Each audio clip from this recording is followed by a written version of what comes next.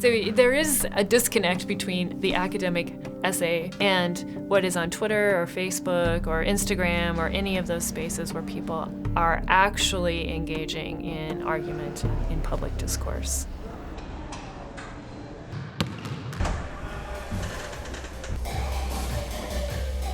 So many people will start arguments on social media and then not realize what they're actually saying, and they don't consider what everyone else is saying in response. Yeah. And then it just backtrack, like, I need to take this off.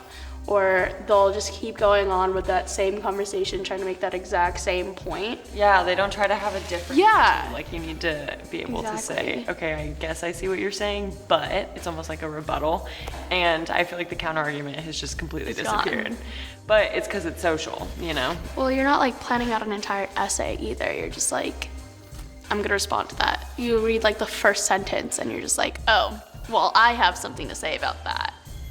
Arguing on social media is very risky. Arguments by their nature need to be nuanced. They need room to breathe. They need room to bring in diverse viewpoints and ideas in order to achieve any kind of consensus. And social media doesn't allow for any of that. I think social media encourages people to adopt positions too early, prior to critical thinking, prior to the establishment of a logical argument, because it's so binary. I like this post or I don't like this post. Immediately attaches an individual to a frame of mind or a perspective or a thought or a position or a side. I see a lot of students come into these large classes ready to explain who they are, explain their perspectives, explain their own take on things, and to almost come in with a hat that has their perspectives on that hat kind of thing. And I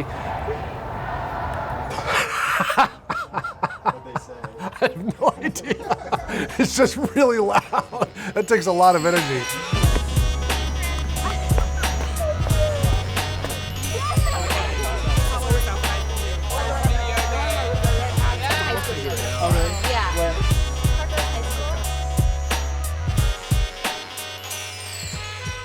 I've seen that play out a ton on Facebook with my friends and then their like older relatives. And she always gets really engaged and really invested in these arguments on Facebook. And sometimes I read it and just by association I'm exhausted. And I think that has affected how I am willing to engage with people on social media. Right, and it's because all when about I see the that, medium. Because if you're texting, I think it's better, because then it's like you're emptying all your thoughts, but you're emptying them to an audience of one. it's not performative. Yeah, It's they free. don't care for that. Like, take it off of social media, argue about it, you know, through texting or messaging or Right, something and like I think Way that's more the productive. problem. That's the problem with like social media arguing, is that you're not really arguing with a person. You're just making your points to like the people who you think will like that. Right.